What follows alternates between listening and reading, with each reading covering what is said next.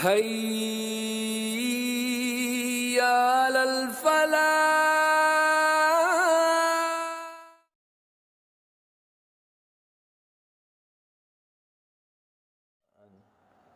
ماء فأسقينكم وما أنتم له بخازنين صدق اللہ العظیم۔ معزز و مکرم ناظرین و ناظرات، السلام علیکم ورحمۃ اللہ وبرکاتہ۔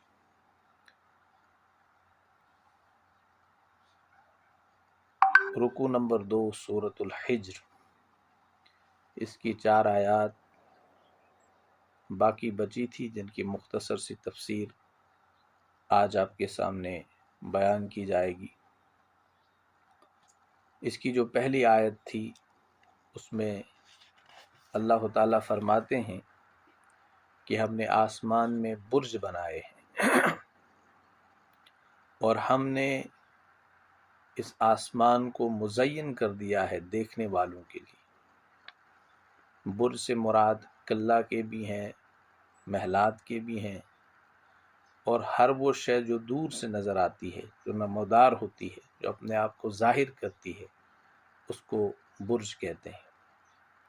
مفسرین کے ہاں مختلف اقوال ہیں برج کے متعلق، برج کا معنی کیا ہے، برج سے مراد کیا ہے، لیکن بعض حضرات کے نزدیک برج کی حقیقت کو ابھی تک ہم نہیں جان سکے ہیں۔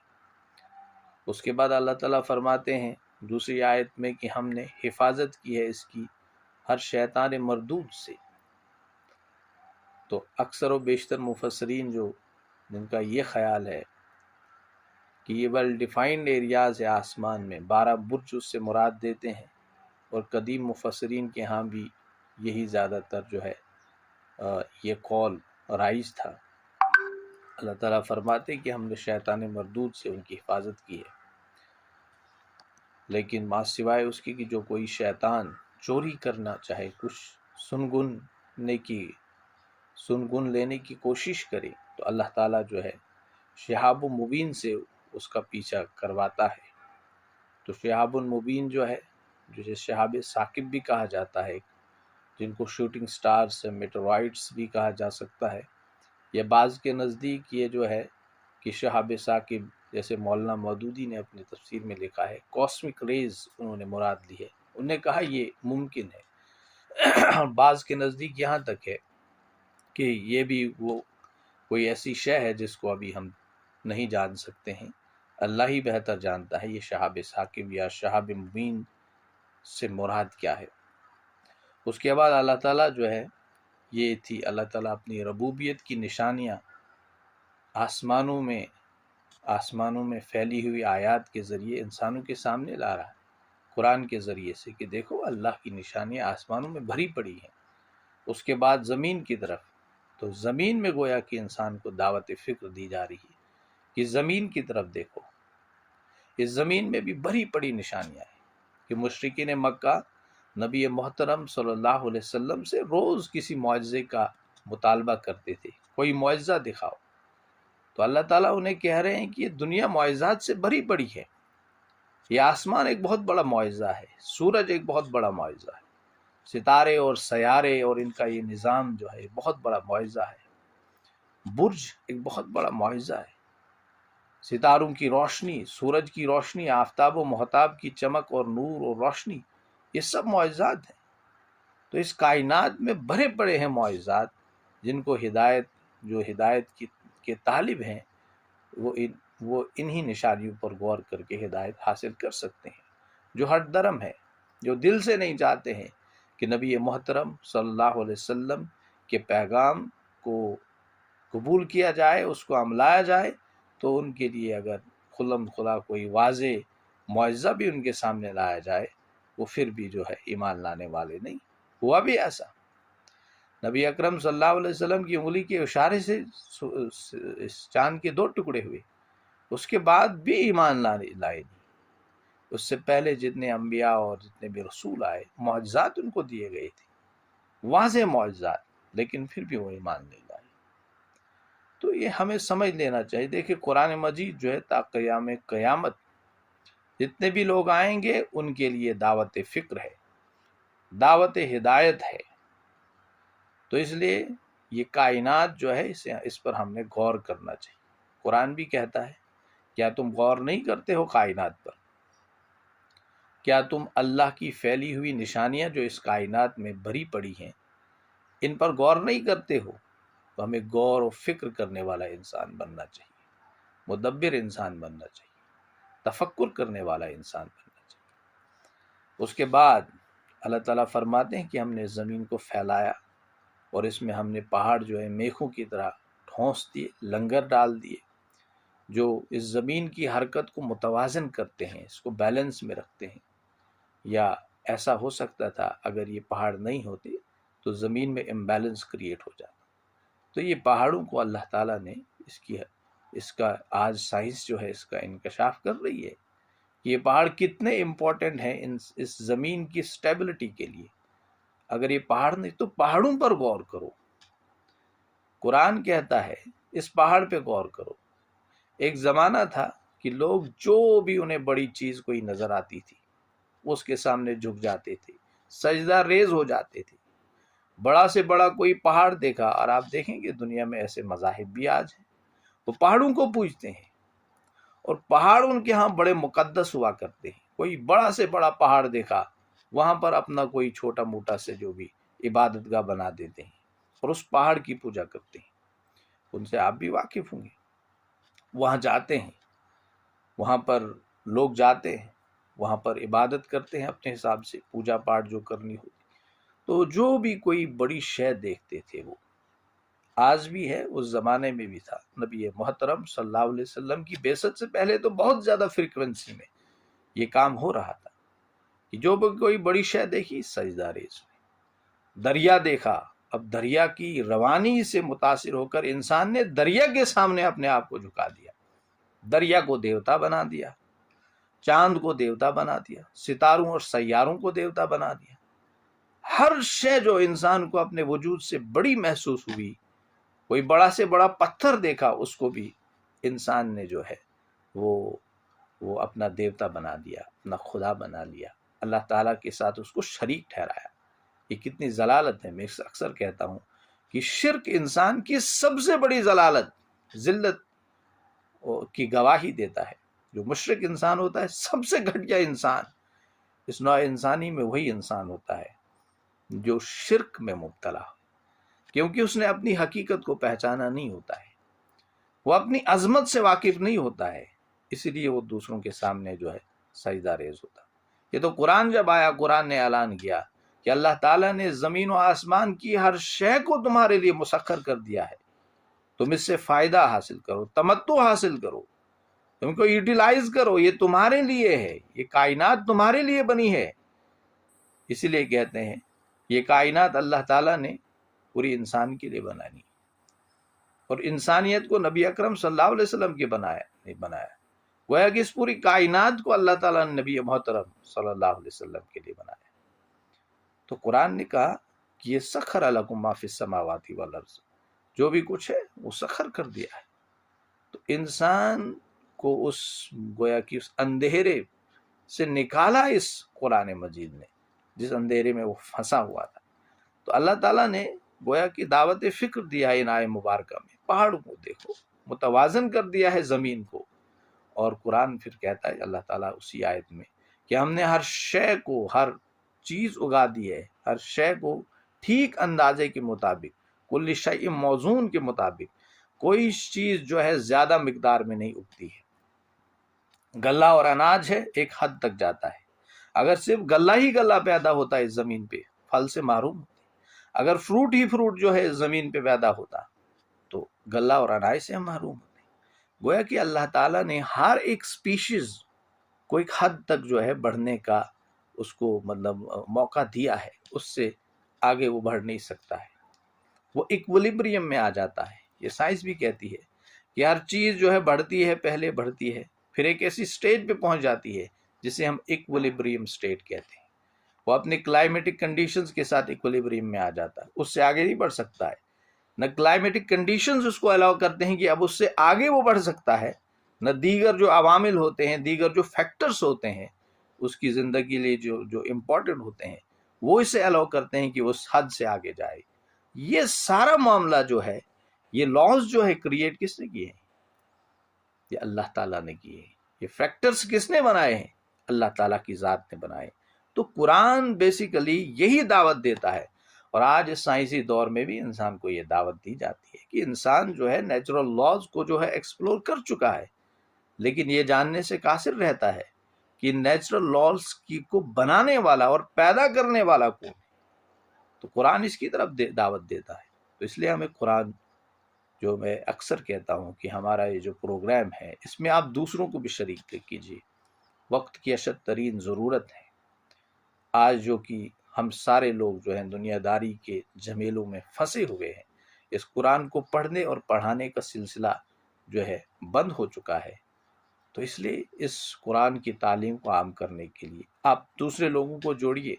آپ دیکھیے کہ میں نے ہر روز اپنے کانٹیکٹس میں 10 لوگوں کے میں نے یہ پیغام کو قرآن کلاس کا پہنچانا ہے، تاکہ وہ بھی جڑیں، اور جڑنے کے ساتھ اگر ہو سکے، یہ ممکن ہو سکے، ہم دوسرے کاموں کے لیے لوگوں کو فون کرتے ایک گھنٹہ ایک اور، تو کیا ہم 2 منٹ اللہ کے لیے، اللہ کی رضا کے لیے فون نہیں کر سکتے ہیں، کال نہیں کر سکتے ہیں اپنے کسی بھائی کو، اپنے کسی بہن کو، کہ جناب فلاں وقت قرآن کلاس ہوتی ہے، اس میں تشریف رکھیے گا، درس قرآن سنیے گا۔ یہ قرآن ہی ہے جو کل انسان کو اللہ کے عذاب سے بچائے گا، کل عذاب قبر سے بچائے گا۔ یہ عمل صالح ہی ہے۔ کہتے ہیں کہ جب عذاب قبر ہوتا ہے، عذاب جو ہے وہ سر کی طرف سے آنا شروع ہوگا، وہاں سے ایک آدمی آئے گا، وہ اس کو واپس کرے گا، نہیں آنے دے گا۔ اس کی نماز ہوگی، اسی طرح سے اس کے روزے ہوں گے، اس کی زکوٰۃ ہوگی، اسی طرح قرآن مجید ہوگا۔ تو یہ سب چیزیں اس کو مل جل کے عذاب سے بچائیں گے۔ وہ عذاب جس طرف سے بھی آنا چاہیں گا، اس عذاب کو روکیں گے۔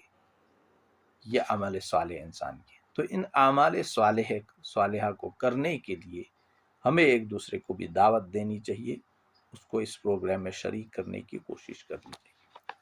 اب اللہ تعالیٰ فرماتے ہیں وَجَعَلْنَا لَكُمْ فِيهَا مَعَائِشَ وَمَن لَّسْتُمْ لَهُ بِرَازِقِينَ، اور ہم نے بنائے ہیں تمہارے لیے اس میں ذرائع معاش۔ گویا کہ زمین میں اللہ تعالیٰ نے ریسورسز پیدا کیے ہیں، مختلف قسم کے ریسورسز پیدا کیے ہیں، ذرائع معاش جسے کہتے ہیں، جن سے ہم فائدہ حاصل کرتے ہیں، جن سے ہم اپنی زندگی کو گزارتے ہیں، اور جن کے بغیر زندگی گزارنا ہمارے لیے ممکن نہیں تھا۔ وہ کہ اللہ تعالیٰ فرماتے ہیں کہ ہم نے یہ نیچرل ریسورسز پیدا کیے ہیں، جن نیچرل ریسورسز پہ انسان کو آج بھرم ہے کہ میرے کنٹری میں، میرے ملک میں، میری اسٹیٹ میں اتنے نیچرل ریسورسز ہیں، ہم ان کو یوٹیلائز کر کے اپنی اکانومی کو مضبوط کر سکتے ہیں۔ اللہ تعالیٰ فرماتے ہیں یہ نیچرل ریسورسز ہم نے دیے ہیں تمہیں، یہ ذرائع معاش ہم نے تمہیں میسر کر رکھے ہیں۔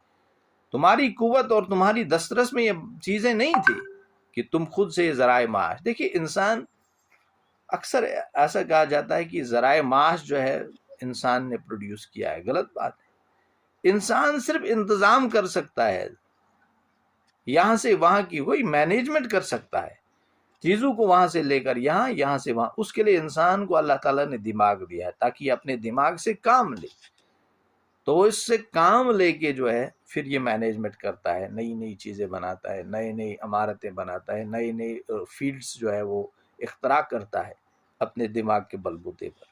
لیکن ساری جو اسباب جو ہے وہ اللہ نے میسر کر رکھے ہیں، تو کوئی بھی مخلوق اس دنیا میں ایسی نہیں ہے۔ اب یہ اللہ تعالیٰ فرماتے ہیں کہ ہم نے تمہارے لیے ذرائع معاش اسی زمین میں سے بنائے ہیں، اور ان کے لیے بھی جنہیں تم رزق نہیں دیتے ہو۔ پہلے تو انسان کو بتایا کہ انسان تیرے لیے ہم نے یہ نیچرل ریسورسز پیدا کیے ہیں، ذرائع معاش تیرے لیے ہم نے پیدا کی ہے، اور ہم نے رزق کا انتظام ان مخلوقات کے لیے بھی کیا ہے جن کو تم نہیں جانتے ہو، جن کو تم رزق نہیں دے سکتے ہو۔ بیکٹیریا کو کیا ہم رزق دے سکتے ہیں؟ پروٹوزوا کو ہم کیا رزق دے سکتے ہیں؟ یا دنیا میں وہ مخلوقات جن تک انسان کی رسائی اب تک حاصل نہیں ہے، کیا ان کو ہم رزق دے سکتے ہیں؟ ان کا انتظام اللہ تعالیٰ کرتے ہیں۔ ایک بار نبی اکرم صلی اللہ علیہ وسلم اپنے صحابہ کے ساتھ موجود تھے، تو اللہ تعالیٰ یہ رزق کی بات ہو رہی تھی، تو وہاں پر ایک پتھر تھا. شاید یہ حدیث ہے حضرت موسیٰ علیہ السلام کے حوالے سے کہ موسیٰ علیہ السلام نے پتھر توڑا.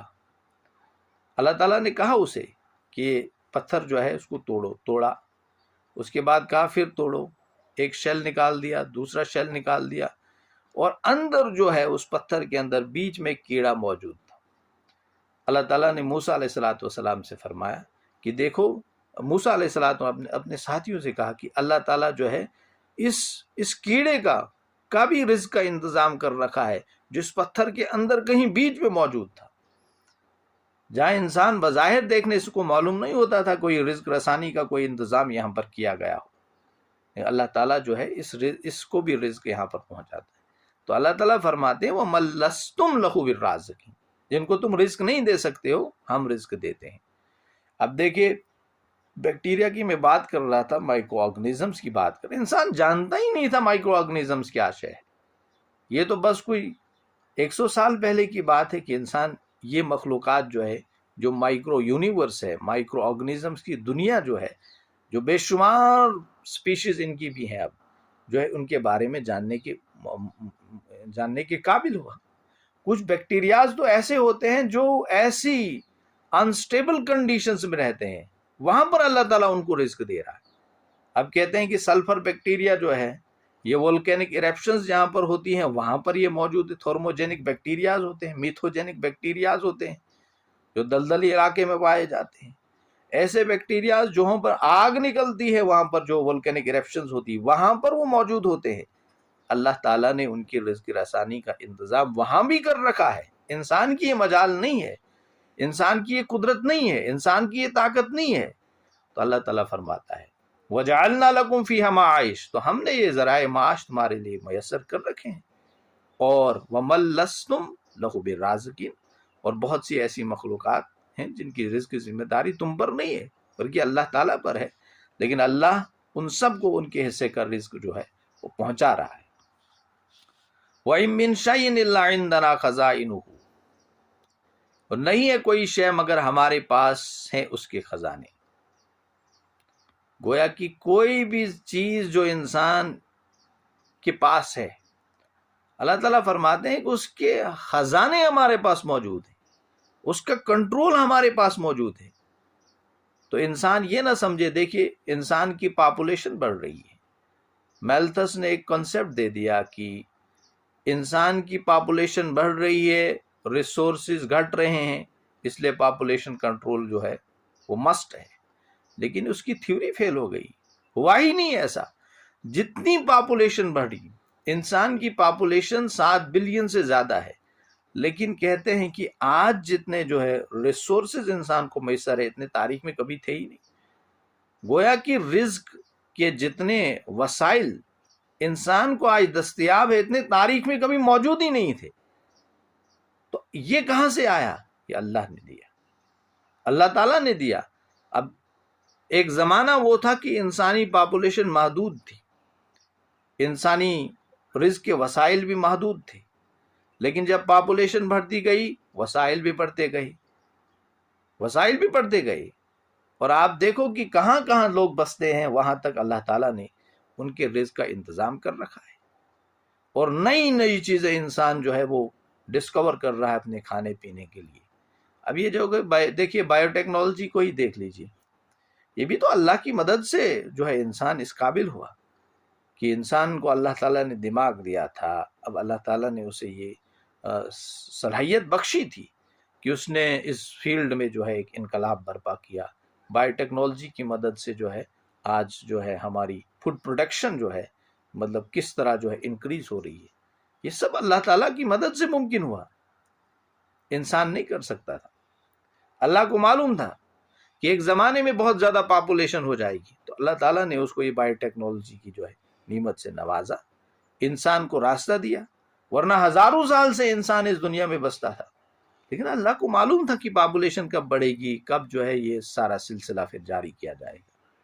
تو تو اللہ تعالیٰ فرماتے ہیں کہ کوئی شے نہیں مگر ہمارے پاس اس شے کے خزانے موجود ہیں۔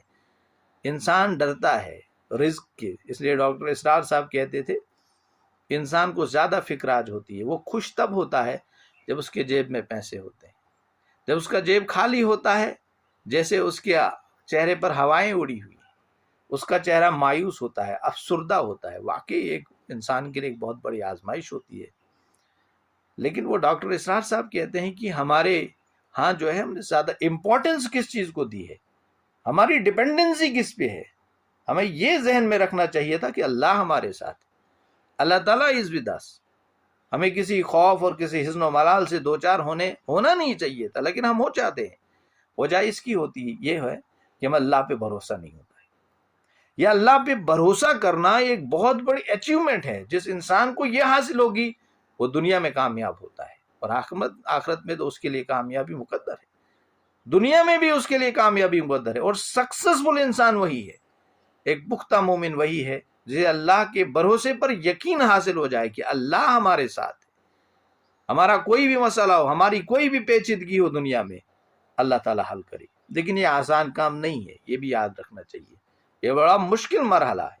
میں زبان سے تو ہم کہہ دیتے ہیں کہ اللہ پہ بھروسہ کرو، اللہ کے ساتھ جو امیدیں جو ہیں ان کو وابستہ رکھو، لیکن ان اللہ معنا جو ہے اس پر یقین کامل رکھو۔ لیکن یہ بہت بڑا، میں نے کہا کہ مرحلہ ہے، بہت بڑی بات ہے، بہت مشکل کام ہے، اور مشکل کام جو کرتے ہیں وہی کامیاب کہلاتے ہیں۔ جو مشکل کام کرنے کے لیے تیار نہیں ہوتے ہیں وہ کامیاب نہیں کہلائے جا سکتے ہیں۔ تو وہی شخص کامیاب مومن ہے، وہی مسلمان کامیاب مومن ہے جسے ان اللہ معنا پہ یقین کامل حاصل ہو جائے۔ تو اللہ تعالیٰ فرماتا ہے کہ ہمارے پاس رزق کی خزانے موجود ہیں، ہم دینے والے ہیں رزق۔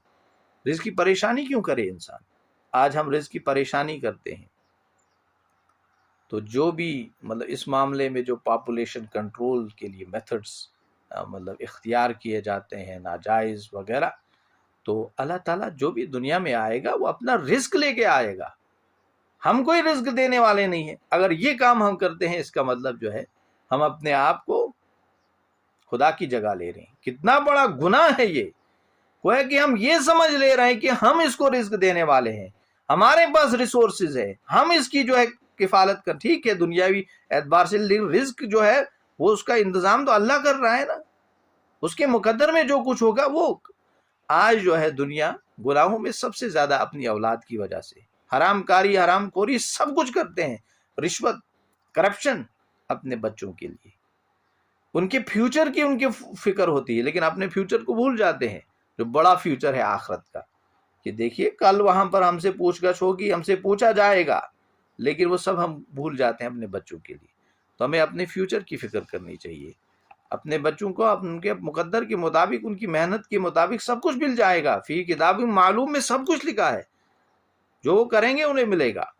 وما ننزلہ الا بقدر معلوم، ہم نہیں نازل کرتے اس میں سے مگر ایک طے شدہ اندازے کے مطابق۔ اب اللہ تعالیٰ فرماتے ہیں کہ اللہ میرے پاس لامحدود خزانے ہیں جن کی کوئی انتہا نہیں ہے، لمٹلیس خزانے، اور انہی کے مطابق، ضرورت کے مطابق اللہ تعالیٰ جو ہے پھر وہ چیزیں بھیجتا ہے دنیا میں۔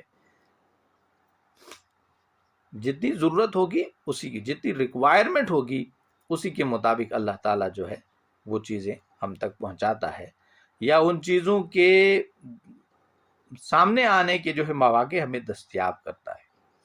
تو یہ آپ دیکھ سکتے ہیں کوئی چیز زیادہ نہیں ہو جاتی، جتنی ضرورت ہے، جتنی ریکوائرمنٹ ہے اتنی ہے۔ انسان کو جتنی پانی کی ریکوائرمنٹ ہے اتنا پانی موجود ہے،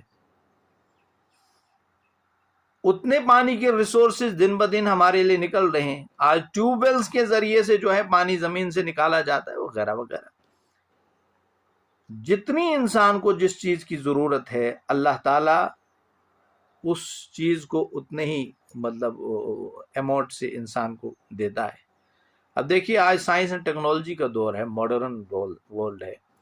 اب انسان جو ہے وہ گاڑیوں میں چلتا ہے، جہاز وغیرہ وغیرہ، اس کے لیے اسے فیول چاہیے۔ تو انسان آئے دن جو ہے نئے جو ہے زیر زمین جو ہے وہ پیٹرول کے جو کنویں ہیں ان کو دریافت کر رہا ہے، وہاں سے نکال رہا ہے، اور انسان اپنا کام کر رہا ہے۔ یہ انسان کی سویلائزیشن، انسان کا تہذیب و تمدن رکے گا نہیں. اللہ تعالیٰ نے اس کو چلانا ہے، وہ اللہ چلا رہا ہے. انسان جو ہے اس کو آزمائش کے طور پر اس کارخانہ حیات میں ڈال دیا گیا ہے تاکہ دیکھا جائے یہ بھروسہ کس پر کرتا ہے، اشیاء پہ کرتا ہے یا خدا پہ کرتا ہے، چیزوں پہ کرتا ہے یا خدا پہ کرتا ہے، سائنس اینڈ ٹیکنالوجی پہ کرتا ہے کہ اللہ پہ کرتا ہے. تو ہمیں آج کی مطلب یہ ضرورت ہے ہم چیزوں کو، ہم ساری چیزوں کو جو ہے مہذب بنائیں، مذہب سے جوڑیں ان کو.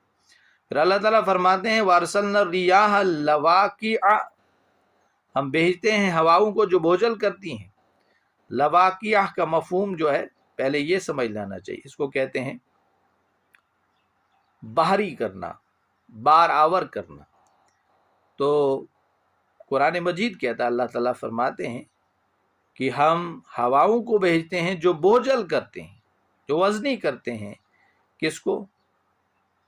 پانی کو. مطلب پانی کو اٹھاتے ہیں ایک جگہ سے دوسری جگہ. یہ بعض جو ماڈرن مفسرین نے لکھا ہے کہ پولن گرینز بھی جو ہواؤں کے ذریعے سے منتقل ہوتے ہیں. پولن گرینز جو ہے مطلب ایک پلانٹ سے دوسرے پلانٹ، ایک فلاور سے دوسرے فلاور تک جو ہے. تو اللہ یہ ہواؤں کا سلسلہ جو ہے، بارش کا بھی ذریعہ اسی کے ذریعے سے، مطلب یہ نظام سائیکل جو ہے ہمارا چل رہا ہے. فَأَنزَلْنَا مِنَ السَّمَاءِ مَاءً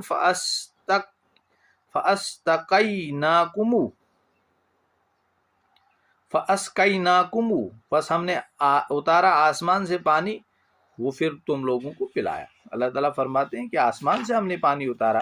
دیکھیے پانی جو ہے یہ مبدأ حیات ہے، اس کے بغیر انسان زندہ نہیں رہ سکتا ہے. اس لیے کہتے ہیں واٹر از لائف. اور زمین پر ہر طرح کی زندگی کے وجود کا منبع اور سرچشمہ جو ہے وہ پانی ہے. انسان کی تخلیق بھی پانی سے ہوئی ہے، اور اس انسانی زندگی اور تمام مخلوقات کی زندگی کی بقا کا انحصار بھی اسی پانی پر ہے. اتنا امپورٹنٹ ہے یہ پانی. اور اسی لیے اللہ تعالیٰ نے اسی کی اہمیت کے پیش نظر اس کی تقسیم اور ترسیل کا ایک انتظام بنا کے رکھا ہے، نظام وضع کیا ہے، جسے آج ہم سائنس کے الفاظ میں واٹر سائیکل کہتے ہیں. واٹر سائیکل میں ہوتا کیا ہے؟ پانی جو ہے سمندروں سے اٹھتا ہے ہواؤں کے ذریعے سے، گویا کہ ہوائیں بوجھل ہو جاتی ہیں. پھر یہ ہوائیں نکل کے جو ہے آسمان میں چلی جاتی ہیں، پھر وہاں سے برستی ہیں پانی کی شکل میں، برف کی شکل میں. یہ پانی پھر زمین میں آ جاتا ہے، یہ دریاؤں نالوں میں سے ہو کے جو ہے سمندر میں جاتا ہے. اس طرح سے یہ سائیکل جو ہے یہاں پر کام کر رہا ہے. تو یہ اللہ کا نظام ہے، اسی نے یہ قائم کیا ہوا ہے. وَمَا أَنْتُمْ لَهُ بِخَازِنِينَ، اور تم اس کے جمع کرنے والے نہیں ہو. گویا کہ تمہارے بس میں نہیں تھا کہ تم اس پانی کے ذخیرے کو جمع کر سکتے تھے. اس کے مطلب یہ سب اللہ نے کیا ہے. انسان یہ جانتا ہی نہیں تھا پہلا کہ زیر زمین جو ہے پانی کا ذخیرہ جو ہے وہ جمع ہوتا ہے، نہیں جانتا تھا. لیکن 1400 سال پہلے جو ہے قرآن مجید نے اس کے متعلق پیشن گوئی کی تھی کہ زیر زمین جو ہے یہ اللہ ہی ہے جو زمین کے اندر پانی کو ذخیرہ کر کے رکھتا ہے. لیکن انسان کو حال ہی میں معلوم ہوا کہ یہ اندر ٹیوب ویلز، اندر پانی ہوتا ہے، پانی کی ایک پرت باضابطہ موجود ہوتی ہے. پھر جو ہے سائنس اور ٹیکنالوجی کی مدد سے آج اس پانی کو نکالا جاتا ہے. یہ تو آج ممکن ہوا. قرآن نے آج سے 1400 سال پہلے یہ بات کہی تھی. اس کے بعد وَإِنَّا لَنَحْنُ نُحْيِي وَنُمِيتُ وَنَحْنُ الْوَارِثُونَ، اور یقیناً ہم ہی ہیں جو زندہ بھی رکھتے ہیں اور موت بھی وارد کرتے ہیں، اور ہم ہی وارث ہوں گے. گویا کہ اللہ، یہ دنیا، یہ کائنات کی ہر شے اللہ کی ہے، اس کی ملکیت ہے. ایک وقت آئے گا جب ظاہری ملکیت کا کوئی بھی دعوے دار باقی نہیں رہے گا، اللہ وارث ہو. قیامت جب آئے گی کوئی انسان یہ نہیں کہے گا میرا زمین کا چپا ہے. یہ سب زمین جو ہے سب ختم کر دی جائے گی. اسی قرآن مجید میں سورۃ الحجر کے مطابق یہ سب کچھ بدل کر دیا جائے گا. اس زمین کی جگہ دوسری زمین لائی جائے گی، یا کچھ جو بھی کچھ ہوگا اللہ تعالیٰ نوز بیٹر کیا اللہ تعالیٰ نے رکھا ہے نظام اور انتظام، کیا کرے گا پروردگار. تو اس وقت کوئی انسان وارث نہیں ہوگا، وراثت اللہ کی، وارث اللہ ہوگا اس وقت. تو اس لیے وَنَحْنُ الْوَارِثُونَ، ہم ہی وارث ہوں گے اس پوری کائنات کے، وارث ہم ہوں گے. انسان آج وارث بنتا ہے، زمین اور زمینوں پہ اور چپے چپے پہ جھگڑا کرتا ہے، یعنی قتل ہوتے ہیں، نفرتیں ایک دوسرے کے خلاف دلوں میں پالی جاتی ہیں زمین پر. کل اس دنیا کو چھوڑتے ہوئے زمین سے ہم خارج ہو جائیں گے، ہم سب کو چھوڑ دیں گے یہی. لیکن ہم تو یہ سب اللہ تعالیٰ فرماتی وَنَحْنُ الْوَارِثُونَ، ہم جو وارث بنتے ہیں کل اس کا دعوے دار کوئی نہیں ہوگا اس زمین کا. وَلَقَدْ عَلِمْنَا الْمُسْتَقْدِمِينَ مِنْكُمْ وَلَقَدْ عَلِمْنَا الْمُسْتَأْخِرِينَ. ہم جانتے ہیں تم میں سے آگے بڑھنے والوں کو بھی اور جانتے ہیں پیچھے رہنے والوں. مفسرین نے لکھا ہے اس کا مطلب یہ ہم جانتے ہیں تم میں سے کون اس اسلام کو قبول کرے گا جلد از جلد فیوچر میں. یا اللہ تعالیٰ یہ بھی جانتا ہے. جو پاسٹ میں ہوا ان لوگوں کو بھی جانتے تھے جن نے نافرمانی کی, جو ابھی کر رہے ہیں ان کو بھی جانتے ہیں, فیوچر میں جو ہوں گے ان کو بھی جانیں گے. بعض مفسرین نے لکھا ہے کہ ڈاکٹر اسرار صاحب لکھتے ہیں, کیونکہ یہ سورہ مبارکہ نبوت کے بالکل ابتدائی زمانے کی صورت ہے, اس لیے وہ لکھتے ہیں کہ ہم جانتے ہیں ان لوگوں کو بھی جو دعوت پر فوراً لبیک کہیں گے, اور ان لوگوں کو بھی جانتے ہیں جو آگے بڑھ کر قرآن کو سینوں سے لگائیں گے. ہم سب کو جانتے ہیں. تو اس کے بعد اللہ تعالیٰ فرماتے ہیں وَإِنَّ رَبَّكَ هُوَ يَحْشُرُهُمْ إِنَّهُ حَكِيمٌ عَلِيمٌ. یقیناً آپ کا رب ہی ہے جو ان سب کو جمع کرے گا. گویا کہ کل قیامت کے دن آخرت میں ان سب لوگوں کو جمع کر دیا جائے گا, اگلوں کو بھی پچھلوں کو بھی, جو پاسٹ میں اقوام گزری ہے ان لوگوں کو بھی, جو آنے والی ہے ان کو بھی. تو انہ حکیم علیم, یقیناً وہ کمال حکمت والا خوب علم رکھنے والا اللہ تعالیٰ ہے. وآخر الدعوانا ان الحمد للہ رب العالمین.